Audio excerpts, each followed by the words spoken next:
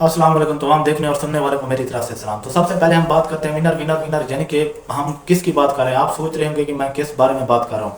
बहुत से लोगों को तो समझ आ भी गई होगी, मैं बात कर रहा हूँ इस्लामाबाद यूनाइटेड, जो कि पीएसएल की 3 बार की चैंपियन बन चुकी है। इससे पहले 2 बार भी चैंपियन थी, लेकिन अब तीसरी बार भी चैंपियन बन गई है।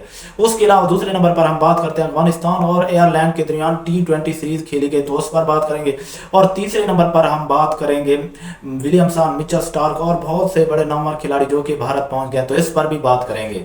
तो सबसे पहले हम बात करते हैं मुल्तान सुल्तान वर्सेस इस्लामाबाद यूनाइटेड के दरमियान पीएसएल 9 का फाइनल खेला गया, जिसमें इस्लामाबाद यूनाइटेड एक सनसनीखेज मुकाबले के बाद मुल्तान सुल्तान से जीता।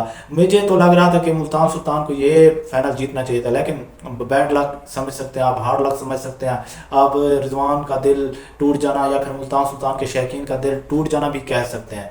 देखिए, मुल्तान सुल्तान पिछले 3-4 साल से हमेशा फाइनल के लिए क्वालिफाई करता है, फिर फाइनल में आकर हार जाता है। उससे पिछले पीएसएल में पास्ट में लाहौर कलंदर से हारा, फिर अब आकर इस्लामाबाद यूनाइटेड से हार गया। तो मुल्तान सुल्तान के लिए ये मसला जो है, लेकिन जब भी कोई टीम इतना मेहनत करके इतना स्ट्रगल करके फाइनल में आती है, तो फिर उसकी कोशिश होती है कि किसी तरह से ये फाइनल भी जीता जाए। लेकिन मुल्तान सुल्तान ऐसी टीम है जो क्वालिफाई तो करती है सेमीफाइनल के लिए, लेकिन फाइनल में आकर हार जाती है। तो रिजवान से अमीर राजा ने आज सवाल किया कि आप का दिल तो टूटा होगा कि आप हमेशा आते हैं फाइनल में और फाइनल में आकर हार जाते हो। तो उस पर रिजवान ने कहा, देखें ये क्रिकेट है, क्रिकेट का यही तो खूबसूरती है, हार जीत तो क्रिकेट का हिस्सा है। लेकिन आप वही प्लेयर होता है, वही एक जेंटलमैन होता है जो कि गेम को समझता है और हार भी बर्दाश्त करता है। तो सबसे पहले मैं बात करूंगा इस्लामाबाद यूनाइटेड की। इस्लामाबाद यूनाइटेड की जो गप्टल ने आगाज किया, और उसके अलावा एक प्रेशर वाला मैच था, स्लो टर्निंग पॉइंट विकेट थी, लेकिन उसने अपनी सारी टीम को चलाया और टीम को चलाया, उसके साथ रन स्कोर बोर्ड भी अच्छा चलाया। क्योंकि देखें 31 बॉलों पर 50 रन करना इतना मुश्किल पिच में, इतना प्रेशर वाले मैच में कोई आसान काम नहीं होता। और उसके अलावा जो फिर शादाब खान थोड़ा रेस्टी दिखाई दिए, उस तरह से जिस तरह से बॉलिंग में 3 विकेट ली, लेकिन बैटिंग में उसका जादू ना चल सका और वो आउट हो गए।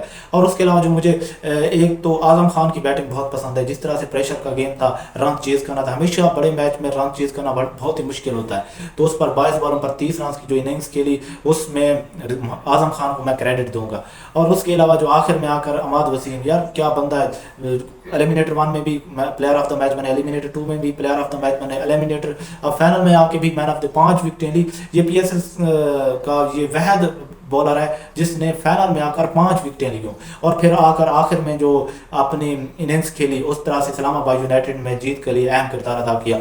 और अगर वहां पर जब 13 बॉलों पर 25-26 रन रहते थे, वहां पर जो नसीम शाह ने इफ्तिखार अहमद को छक्का लगाया आखिरी बॉल पर, वहां से मैच मुल्तान सुल्तान के पल्ले से इस्लामाबाद यूनाइटेड के पल्ले में आकर गिर गया। और इस तरह से फिर आखिरी बॉल पर जो हुनैन शाह ने सिंगल निकाला, वो बहुत ही मुश्किल होता है। देखें वहाँ पर कोई कैच भी लग सकता था, बॉलर के फील्डर के हाथों में कैच भी जा सकता था, फील्डर के हाथों में बॉल भी जा सकती थी, सिंगल ना होता तो फिर वहाँ पर सुपर ओवर हो सकता था। तो उसने बहुत ही अपने अपने हवास पर, अपने प्रेशर, अपने माइंड पर, अपने दिमाग पर काबू रखा और वहाँ पर एज लगा और गैप में जा बाल करी और 1 रन निकाले। तो इस तरह से इस्लामाबाद यूनाइटेड ये भी इस दफ़ा भी चैंपियन बन गया। लेकिन मुल्तान सुल्तान के लिए मैं स्पेशली क्रेडिट दूंगा उसामा मीर को, जिस तरह से पिछले पूरे पीएसएल में बॉलिंग करवाई और अपनी टीम के लिए जीत में अहम किरदार अदा किया।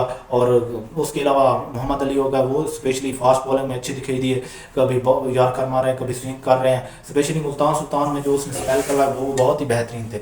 लेकिन यहाँ पर थोड़ा उसको इकॉनमी के लिहाज से तो थोड़ा महंगे पड़े, लेकिन फिर भी अच्छी बॉलिंग करवाई।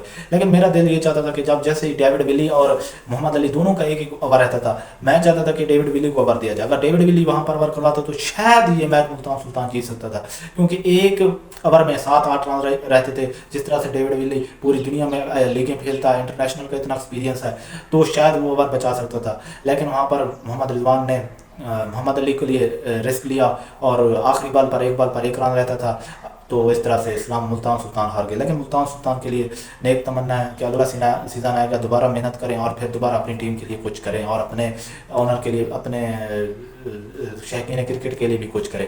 और दूसरे नंबर पर हम खबर शेयर करते हैं अफगानिस्तान और एयरलैंड के दरमियान सीरीज खेली गई, जो कि यूएई में खेली गई, और अफगानिस्तान 2-1 से आसानी से तीसरा T20 भी जीत कर अपने सीरीज अपने नाम कर ली।